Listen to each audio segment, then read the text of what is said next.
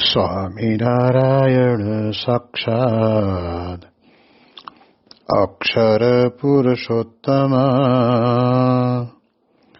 સર્વેભ્યઃ પરમં શાંતિં આનંદં સુખમર્પયેત.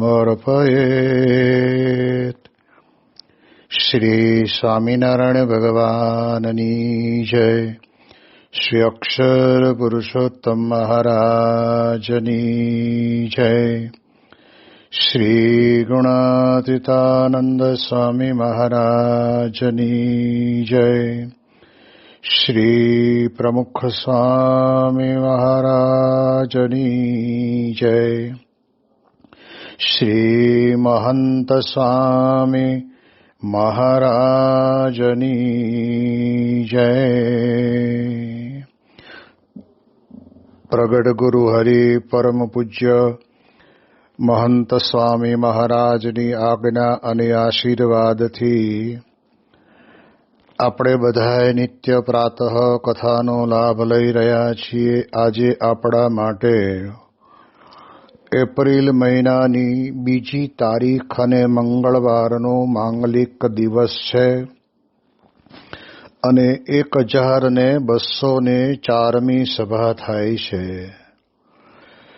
અને કહત હૈ સહજાનંદ એ વિષય ઉપર 855મો દિવસ થાય છે. ભગવાન સ્વામિનારાયણ ગઢડા પ્રથમ પ્રકરણના 56ના વચનામૃતની અંદર વાત કરતા આપણને કહે છે કે આ દુનિયાની અંદર કોઈ પણ પ્રકારની સિદ્ધિ પ્રાપ્ત કરે કોઈ, કે પછી એના જીવનની અંદર કે સર્વજ્ઞપણું આવે કે કોઈ દેવતા થાય, એવી અનંત પ્રકારની જે મોટપ છે તે પરમપદને પામે છે. એ સર્વે ભગવાનની ઉપાસનાના બળે કરીને પામે છે. આ વાતની મહારાજ આપણને બહુ સ્પષ્ટતા કરીને કહે છે. એટલે જીવનની અંદર સત્સંગમાં જોડાયા પછી આપણી ઉપાસના પરિપક્વ કરવી પડે. જેમ આપણે બધા જાણીએ છીએ કે ઘરની અંદર 12 મહિના માટે ભોજન સામગ્રી કહેતા કે અનાજનો સંગ્રહ કરી દઈએ છીએ, પણ અનાજથી જ આપણે આપણા જીવનની અંદર આપણી ભૂખને ભાંગી શકતા નથી, પણ અનાજને પરિપક્વ કરવું પડે. જેમ કે ઘઉં હોય તો એને દળીને લોટ બનાવવો પડે અને રોટલી શેકવી પડે. જેમ કે ખીચડી હોય તો ખીચડીને સાફ સૂફી કરીને પછી ચૂલા ઉપર એને બાફવા મૂકવી પડે. એવી રીતે આપણા જીવનની અંદર આ પ્રમાણે કહેવાય છે કે ઉપાસનાથી જ આ બધું જ આપણે પરમપદને પામવું છે, પામી શકાય છે. એ સિવાય પામવું અઘરું છે. એટલે એટલા માટે મહારાજ કહે છે કે ઉપાસના એટલે પોતાને મળ્યા જે ભગવાન સ્વામિનારાયણ, એ સર્વ અવતારના અવતારી, સર્વ કારણના કારણ ને સર્વ કરતા હરતા છે. કરતા હરતાની વાતની અંદર તો ગઈકાલે આપણે ભગવાને રચેલી આ સૃષ્ટિના નાના નાના બધા જ પ્રસંગોને આપણે સારી રીતે વર્ણવીને સમજવાનો પ્રયત્ન કર્યો. હવે આપણે આપણા શરીરની અંદર જેમ કે ભગવાને આપણને આંખ આપી છે, તો જો એ આંખ વડે કરીને આપણે દેખી શકીએ છીએ તો એના દેખાવાના કરતા પણ ભગવાન છે. અને ઘણા બધા એવા છે કે જેને ભગવાને આંખો આપી હોવા છતાં એક જોવાની દ્રષ્ટિ એનામાં નથી હોતી, એટલે એ આંખ હોય છતાં પણ જોઈ શકતો નથી. એનું પણ કારણ ભગવાન જ પોતે છે. એ કરે એમ થાય છે. આપણને બધાને ભગવાને કાન આપ્યા છે, તો કાન વડે કરીને આપણે બધાએ સાંભળીએ છીએ. આપણે જાણીએ છીએ કે પહેલાના સમયની અંદર ખેડૂતો ખેતરોની અંદર કામ કરતા હોય ત્યારે એક કૂવા ઉપર કોષ ચલાવતો હોય, બીજો પાવડો લઈને પાણતીઓ પાણી વાળતો હોય, વચ્ચે એક બે ખેતરનું છેટું હોય, પણ છતાંય બે એકબીજાને જરા ગામ ઊંચો હાથ કરીને બોલીને વાત કરે ને તો એ પણ સંભળાતું. હવે એ જે સંભળાય છે એ કાન વડે કરીને એના સંભળવાનું કામ કરવાનું કરતા ભગવાન છે. અને આજે આપણે કેટલા બધા મનુષ્યો ગુજરાતની અંદર, ભારતની અંદર જોઈએ છીએ કે જે કાન જેવી વસ્તુનો આકાર ઇન્દ્રિયોનો આપ્યો છે પણ એને સંભળાય નહીં.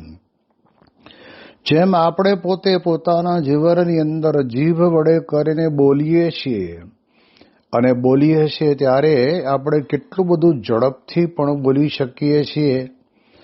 તો એની શક્તિ પણ એ બોલવાની શક્તિને આપનારા પણ ભગવાન જ છે. અને એ મને મળ્યા જે ભગવાન એમના થકી થાય છે. એવું આપણા મનની અંદર બરાબર દ્રઢ હોય એને ઉપાસના કહેવાય. પણ આપણે જોઈએ છીએ કે ઘણા બધાને આજે જીભ હોવા છતાં પણ કેટલી માત્ર ને માત્ર 1 mm નાની હોય, જે સામાન્ય રીતે દરેક વ્યક્તિના શરીરની અંદર મુખારવિંદમાં આપેલી જીભનું માપ હશે એ ભગવાન જાણતા હશે. પણ એને નથી, નાની હોય તો એને બોલવાની અંદર તકલીફ પડે. એને શબ્દને કાઢતા કાઢતા ઘણી વખત પોતાના હાથની ક્રિયા કરવી પડે. આ કેટલું બધું આપણે જાણીએ છીએ કે એ પ્રમાણે થતું રહ્યું છે. એટલે એ દ્રષ્ટિથી આપણે વિચાર કરીએ તો આપણને ખ્યાલ આવે તો એ બધાના કરતા ભગવાન છે. શરીરની અંદર આપણે જે કંઈ જમીએ છીએ, સાંજે ખીચડી કઢી ખાઈએ, બીજે દિવસે સવારે ભાખરી શાક ખાઈએ, બપોરે દાળ ભાત શાક ખાઈએ, કે સિવાય આપણે નાના મોટા કોઈ અનાજ જેમ કહેવાય કે સિંગ છે, ચણા છે, વટાણા છે, ડાળિયા છે, આ બધું આપણે ખાઈએ. તો એ ખાઈએ એનું પણ કહેવાય છે કે શરીરની અંદર 2 ટીપા પણ લોહીના બને છે. એના બનાવનાર કોણ છે? તો એ મને મળ્યા જે ભગવાન એની કૃપાથી બને છે. બાકી આજે તમે જોવા જાઓ તો વિજ્ઞાનની ઘણી બધી શોધ છે. એ શોધની અંદર ઘણું બધું ગોત્યું છે, પણ એક કહેવાય છે કે બી પોઝિટિવ કે એ પોઝિટિવ કે નેગેટિવ એ પ્રકારના જે કંઈ એના લક્ષણોના નામ છે, એવું લોહી ક્યાંય તમને કેવી જગ્યાએ આપણે જાણીએ એ પ્રમાણે કહેવાય છે કે બનાવી શકનાર કોઈ મળ્યું નથી. તો આપણે શાસ્ત્રોની અંદર તો ઊંડા ઉતરીએ એ ત્યારે કે જ્યારે આપણા જીવનની અંદર આપણને જ ભગવાને જે આપ્યું છે એને સમજવાનો પ્રયત્ન કરીએ તો જ ખબર પડે એમ છે. અને એનાથી આગળ આપણે જે કંઈ ખાઈએ છીએ એ પચી જાય છે. અને પછી ગયા પછી ભગવાન એની અંદરથી એમાં વિટામિન B12 પણ એમાંથી જ ઊભું કરે છે. વિટામિન ડી કે વિટામિન સી પણ એમાંથી તે તૈયાર કરે છે. એટલે આ બધી પ્રકારનું કહેવાય છે કે શરીરની અંદર જે તંત્ર મૂક્યું છે એ તંત્ર બરાબર કામ કરે. એટલે આપણી ગુજરાતી ભાષાની અંદર કહીએ ને કે ખાઈએ ખરા પણ પચે નહીં ને તો આપણને અકળામણ થયા વગર રહે નહીં. એટલે ભગવાન કૃષ્ણ પરમાત્મા પણ શ્રીમદ ભગવદ્ ગીતાને વિશે કહે છે કે અહમ વૈશ્વાનરો ભૂત્વા, કહેવાય છે કે વૈશ્વાનર નામની અગ્નિ રૂપ હું બનીને દરેક વ્યક્તિ, જીવ, પ્રાણી માત્રને આ પ્રમાણે કહેવાય છે કે હું પાચન કરાવી દઉં છું.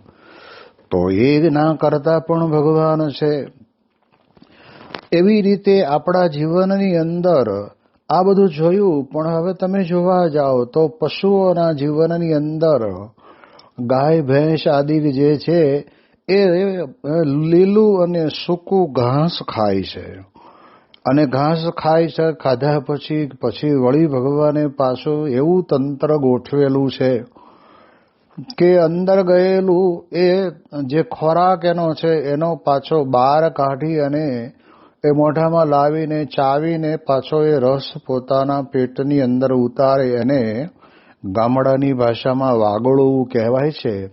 એ વાગોળે છે, પણ ઘાસ લીલું સૂકું ખાય અને સાંજ પડે ને સવાર પડે આપણને ભગોણું ભરીને દૂધ આપે અને દૂધની અંદર સરસ મજાનું જેને કહેવાય ને કે ઘી તત્વ અંદર સમાયેલું છે, એને મીઠાશ પણ એટલી બધી અંદર મૂકેલી છે.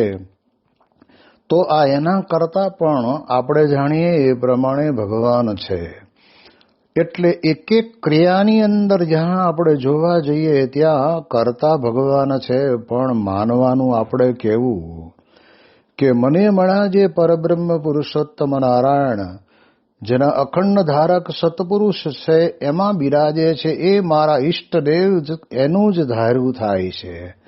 આજે ઘણી વખત આપણે ગામડે વિચરણ કરતા ત્યારે વાતમાંથી વાત નીકળે ને ત્યારે ખબર પડે કે સ્વામી અમે અહીં આગળ 4-5 ગાયો અને 2-3 ભેંસો બાંધી છે, પણ આમાં આ એક ભેંસ એવી છે કે 4 મહિના કે 5 મહિના જ દોવા દે છે અને પછી ફરી પાછી જ્યારે વિહાય અને ત્યાર પછી એટલું જ 4-5 મહિના આપે. અને આ બાજુની પહેલી જે ભેંસ છે ને એ વિહાયા પછી 6 મહિના, 8 મહિના, 9 મહિના, 10 મહિના, ક્યારેક 11 મહિના સુધી પણ દૂધ આપે છે. હવે આ બે પશુ જ છે, એક જ ધણીના ખીલે બંધાયેલા છે, પણ એમાં ફેર પડ્યો એનું કયું કારણ હોય તો એના કરતા ભગવાન છે. એટલે પળે ને પળે, ડગલે ને ડગલે આપણે એટલું તો સમજી લેવાનું કે આ પ્રમાણે એ લીલું સૂકું ઘાસ ખાય ને એમાંથી દૂધ થાય અને દૂધમાંથી પાછું આપણે કહેવાય છે કે દહીં જમાવીએ, દહીંમાંથી પછી વલોણું કરીએ, એમાંથી માખણ થાય, માખણમાંથી આપણે એને અગ્નિ નીચે તાવીએ એટલે ઘી થાય અને ઘી પણ કેટલું સરસ મજાનું કણીદાર બને. તો એ દરેક પશુના ખોરાક ઉપર અને પશુની પોતાની તાસીર ઉપર રહેતું હોય છે, પણ એ બધાનું કરતા ભગવાન છે. જ્યારે આપણે વિચાર કરીએ કે આપણા એક માનવ શરીરના પોષણ માટે આ પૃથ્વી ઉપર ભગવાને કેટલા બધાનો સહયોગ આપણને આપ્યો છે. આપણે છાશ પીવી હોય તો કોઈ છાશ ડાયરેક્ટ આપણને કાંઈ કોઈ જગ્યાએથી પશુના પેટમાંથી ડાયરેક્ટ મળતી નથી, પણ એ દૂધને ગરમ કરી, ઠંડુ કરી, જમાવી, વલણો કરી અને એની છાશ બનાવી, એની છાશ પી શકાય. કહેવાય ભલે છાશ, પણ કહેવાય છે કે એ પ્રમાણે એ આપણા હાથમાં નથી, એ ભગવાનની ઈચ્છાથી આપણને આ બધું પૂરું પાડે છે. જમીનની અંદર વાવેલા જે કંઈ ધાન્ય છે એની અંદર પણ આપણે જોઈએ તો એ પ્રમાણે મગફળી છે, રાયડો છે, તલ છે, પછી સરસવ છે, આ બધી પ્રકારના જે તેલી બિયા જે છે એને આપણે જમીનમાં વાવીએ છીએ તો એમાંથી એ પ્રમાણે એ તેલી બિયાનું મોટું જબરજસ્ત ઉત્પાદન થાય છે. પણ એની અંદર મગફળીના બીની અંદર, તલની અંદર, પછી રાયડાની અંદર કે પછી સરસવની અંદર કે મકાઈની અંદર, એ બધી જગ્યાએ જે કંઈ સનફ્લાવરની અંદર જે ભગવાને તેલ મૂક્યું છે એ માણસ પ્રયત્ન એને પીલવાનો કરે, પણ સ્વામી કહે છે કે એમાંથી નીકળે ક્યારે કે ભગવાને મૂક્યું હોય તો. જો ભગવાને કાંઈ ન મૂક્યું હોય એને આપણે પીલી નાખીએ તો પછી તો પશુને ખવડાવવાના કામમાં આવે. જ્યારે આપણે આ વિચારીએ તો આપણને ખબર પડે. એટલે એ તેલમાંથી આપણે આપણું પોતાનું રોજિંદુ જીવન, શાક વઘારવું હોય, દાળ વઘારવી હોય કે પછી પૂરી તળવી હોય કે પરોઠાને થેપલા શેકવા હોય, એ જે કંઈ કરવું હોય એ બધાની અંદર આપણે જાણીએ એ પ્રમાણે એ આ ભગવાને આપણને આ તેલી બિયાની અંદરથી આપણને તેલ આપ્યું તો એના કરતા ભગવાન છે. માણસ મહેનત જરૂર કરે, પરંતુ એની અંદરથી એ ઉત્પાદન થવું, કહેતા કે આ વસ્તુ આપણને પ્રાપ્ત થવી એ ભગવાનની ઈચ્છાની વાત છે. એટલે આપણે બહુ જ સ્પષ્ટપણે જે ભગવાનને આપણે માનતા હોય એ ભગવાન જ કરતા છે એવું જો આપણે બરાબર સ્વીકારી લઈએ તો સ્વામી કહે છે કે આપણને સત્સંગની અંદર કંઈક ઉપાસનાના માર્ગનો અનુસંધાન સંધાયું હોય એવું આપણને લાગે. બાકી ભગવાનનો ફોટો આપણે રાખીએ, ભગવાનને આપણે દીવો બત્તી કરીએ, એ આપણી એક ભક્તિનો એક કાર્યક્રમ છે. પણ અંતરની અંદર તો એમ જ માનવાનું કે આ બધી જ જે મેં વાતો કરી તે તમામ વાતોના એની અંદર કરતા ભગવાન છે એટલું તો જરૂર પોતાના જીવનની અંદર માનવું પડે. જેમ સ્વામી કહે છે કે ઉનાળાની કાળઝાળ ગરમીની કારણે કરીને દરિયાની અંદર જેમ કહેવાય છે કે ખારું જળ છે, પણ એ વડવાનળ નામનો એક અગ્નિ છે, એ પણ ભગવાનનો બનાવેલો છે, આપણો બનાવેલો નથી. એવા અગ્નિ વડે કરીને એ દરિયામાંથી એ વરાળ દ્વારા પાણી આકાશની અંદર પહોંચી જાય અને એના વાદળા બંધાય અને ચોમાસાની ઋતુ એનું જ્યારે વાતાવરણ બંધાય ને ત્યારે જ એ વાદળા આકાશની અંદરથી પૃથ્વી ઉપર વરસતા હોય છે. એટલે એના કરતા પણ ભગવાન છે. આપણે એમ માની લઈએ કે ના ચોમાસું આવે એટલે વરસાદ આવે જ ને, આવે, પણ એ તો એમને લાવવો હોય તો આવે, ન લાવવો હોય તો ન પણ આવે. એટલે ઉપાસનાની બાબતની અંદર કરતાપણું ભગવાનનું જ છે એમ આપણે જો માનીએ ને, તમે કોઈ નોકરી કરો અથવા કોઈ ધંધો કરો તો એની અંદર સફળતા મળે છે તો તમારે એમ માનવાનું નથી કે અમારી બુદ્ધિ ચાતુર્ય વડે કરીને અમને આ પ્રમાણે અમારા ધંધાની અંદર આટલો ફાયદો થાય છે. એ આપનારા ભગવાન છે. બુદ્ધિ ઇન્દ્રિય મનઃ પ્રાણાન જનાનામ અસૃજત પ્રભુ. આ બધા બુદ્ધિ ઇન્દ્રિય મન પ્રાણને આપનારા ભગવાન છે. હવે જો એ આપણને ન સમજાય તો પછી ભગવાનને કરતા ક્યાંથી સમજાવવાનું છે. એટલે બુદ્ધિ પણ સારી બુદ્ધિ ચોજારી બુદ્ધિ વડે કરીને એ પ્રમાણે ધંધો કે જે કંઈ કરી તો એની અંદર એને સારામાં સારું આવક આવે એ આપણે જાણીએ છીએ. આજે તમે જોવા જાઓ તો દુનિયાભરની અંદર ઇલેક્ટ્રોનિક સાધનોનું હારમાળ ઊભી કરી દીધી છે. હવે એવા એ સમયની અંદર આ બનાવનારા, જેમ કે આપણે એક દ્રષ્ટાંત રૂપે લઈએ તો અત્યારે સેલફોન એટલે કહેતા કે મોબાઈલની અંદર કોઈ પણ જગ્યાએ વચ્ચે વાયર કે દોરડું છે જ નહીં. હા, એ કંપનીવાળાએ પોતે અલગ અલગ જગ્યાએ એના ટાવર ઊભા કર્યા છે, પણ ટાવરથી તે મોબાઈલ સુધી વચમાં કોઈ દોરડું કોઈ વાયર કશું જ નથી.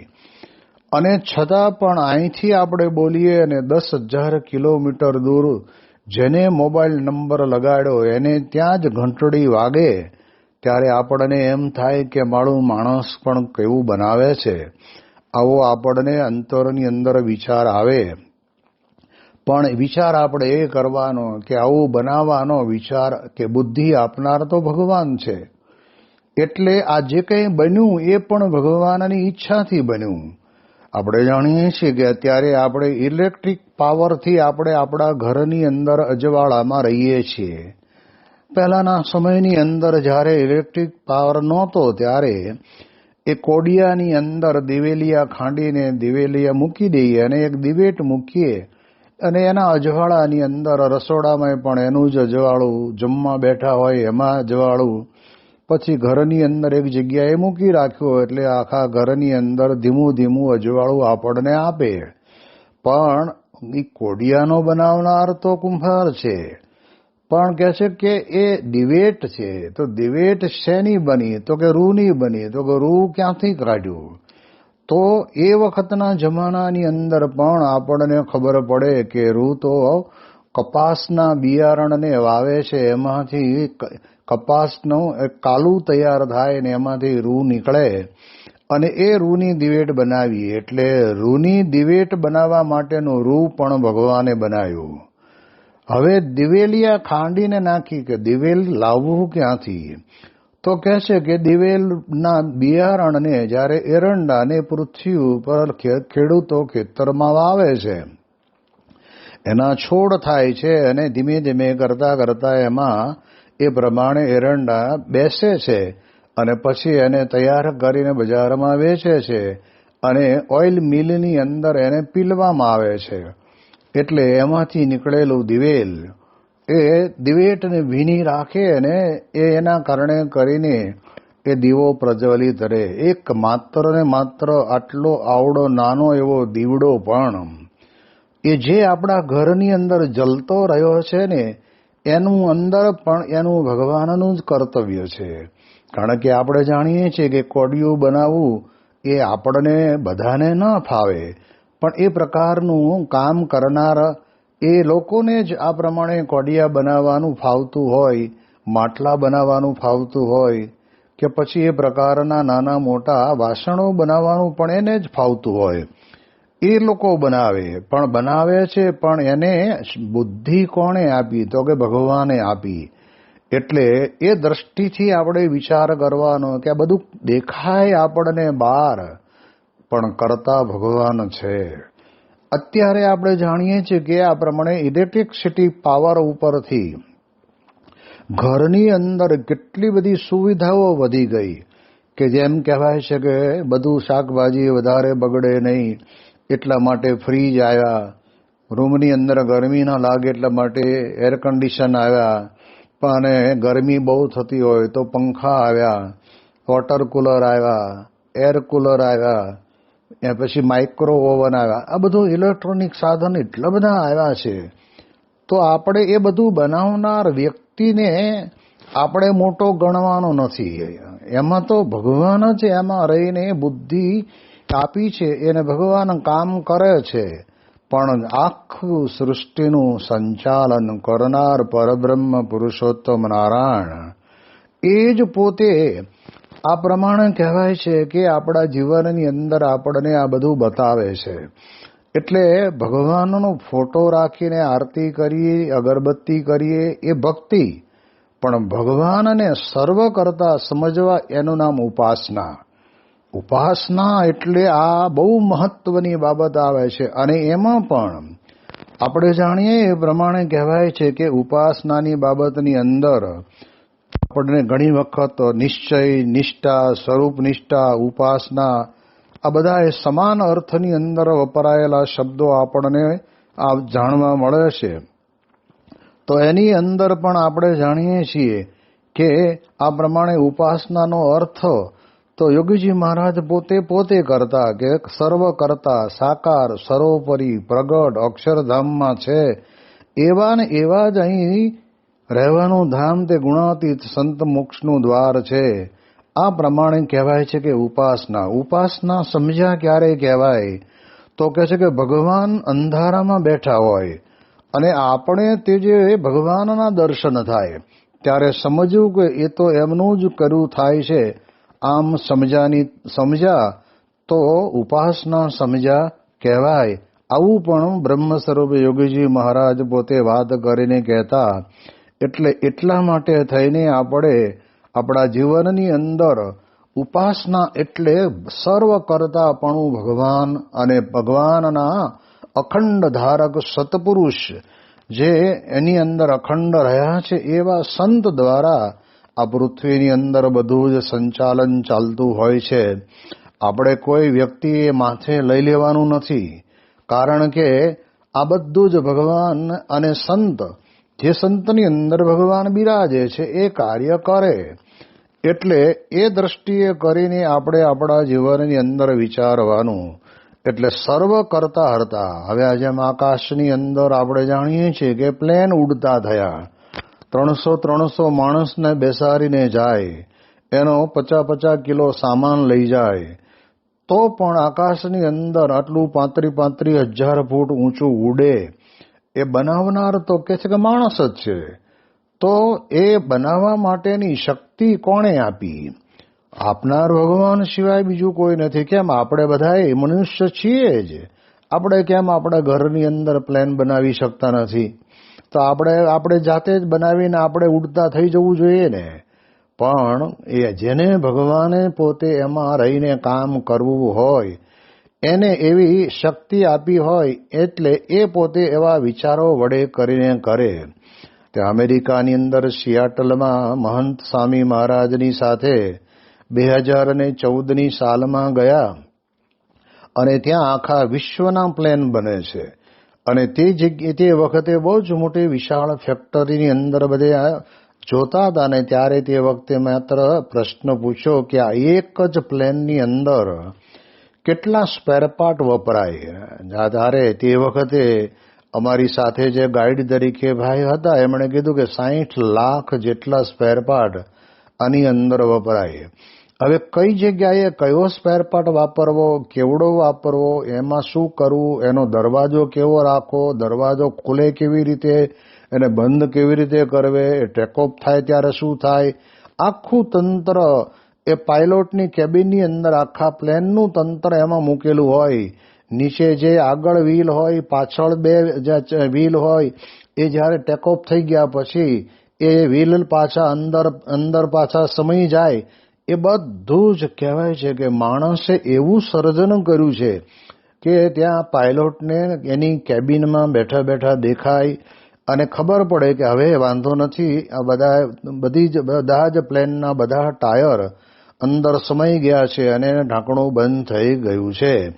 તો આ પણ ખબર પડે. એની સાથે સાથે બહારના ભાગમાં વેધર કહેતા વાતાવરણ કેવું છે એની પણ કહેવાય છે કે અંદર ખબર પડે.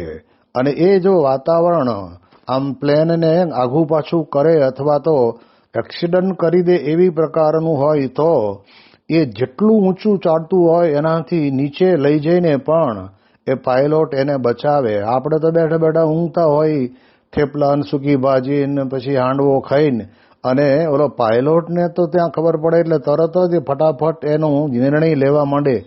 એ નિર્ણય લેવાનું કામ પણ પાયલોટ ભલે કરે, પણ એની અંદર ભગવાને એવી બુદ્ધિ શક્તિ મૂકી છે. એટલે બુદ્ધિના દેનારા ભગવાન છે.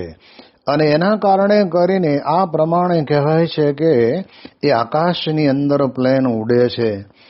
બીજી દ્રષ્ટિએ આપણે જોવા જઈએ તો માણસે ટ્રેન બનાવી. ટ્રેનની અંદર પહેલા કોલસાના એન્જિન હતા. એ પણ કહેવાય છે કે એક બુદ્ધિ વડે કરીને જ બન્યું છે. ચાની કેટલી ઉપર ઢાંકણું ઊંચું નીચું થતું જોઈને કોઈક વૈજ્ઞાનિકને મનમાં વિચાર આવ્યો. એ વિચાર કોણે આપ્યો? તો કે ભગવાને આપ્યો. અને એના કારણે કરીને સ્ટીમ એન્જિન બનાવ્યા. પછી હવે સમયાંતરે ડીઝલ એન્જિન આવ્યા. અને હવે તો ચારે બાજુ જોઈએ ત્યાં આગળ ઇલેક્ટ્રિક પાવરથી જ ચાલતા એન્જિનો પણ બન્યા છે. અને એના કારણે કરીને છેક ક્યાં નહીં ક્યાં જમ્મુ કાશ્મીર જેવા વિસ્તારની અંદર પણ ત્યાં આગળ સુધી ટ્રેનને પહોંચતી કરી છે. અને આ બાજુ કન્યાકુમારી સુધી પણ કહેવાય છે કે ટ્રેન દોડે છે. ત્યારે આપણે વિચારવાનું કે આ બધાના કરતા ભગવાન છે. એટલે બરાબર સમજી લેવાનું છે કે ઉપાસના વિના પરમપદના અધિકારી બનાતું નથી. આ વાત જીવની અંદર જડી દેવી પડશે. અને એ ઉપાસના એટલે ઉપાસનાનો આ એક ભાગ એવો છે કે તમે તમારા ઈષ્ટદેવને સર્વોપરી સમજો. અને બીજો ભાગ એવો છે કે એ સર્વોપરી જે ભગવાન મને મળ્યા છે એના કર્યા જ સર્વે આશ્ચર્ય થાય છે. જે મહારાજે ગરડા પ્રથમ પ્રકરણના 27ના વચનામૃતની અંદર આ વાત આપણને કરી જ છે. એટલે એવી પ્રકારની સમજણ જ્યારે આપણા જીવનની અંદર આપણને આવે ત્યારે જ આપણે ખરેખર ઉપાસ્ય ઈષ્ટદેવના ઉપાસક બન્યા કહેવાઈએ. એટલે એક એક બાબતની અંદર જ્યાં તમે ઝીણી ઝીણી નજર નાખો ત્યાં તમને સ્પષ્ટપણે દેખાઈ આવે. તમે જુઓ તો આજે આ ડીઝલ અને પેટ્રોલ અને જેને કહેવાય સીએનજીની અને બેટરીના પાવરથી ચાલતી ગાડીઓ, મશીનો, એન્જિનો, એ બધું માણસો જ બનાવે છે. પણ એ બનાવનારની અંદર એ ક્રિયાશક્તિ જે કહેવાય છે કે બુદ્ધિ શક્તિ તો ભગવાનની જ વપરાય છે, અને ભગવાનની વપરાય એટલે કરતા ભગવાન જ કહેવાય. આ વાત આપણા જીવનની અંદર ડગલે ને પગલે ભગવાન સ્વામિનારાયણનું ભજન કરતા હોઈએ તો પણ, અને અન્ય ઈષ્ટદેવની ભગવાનની ઉપાસના કરતા હોઈએ તો પણ એમ જ માનવાનું કે મને પ્રત્યક્ષ પ્રમાણ મળ્યા એવા જે ભગવાન, એનું જ કર્યું સર્વે થાય છે. એની વિશેષ વાતો આપણે આવતીકાલે કરીશું. શ્રી સ્વામિનારાયણ ભગવાનની જય.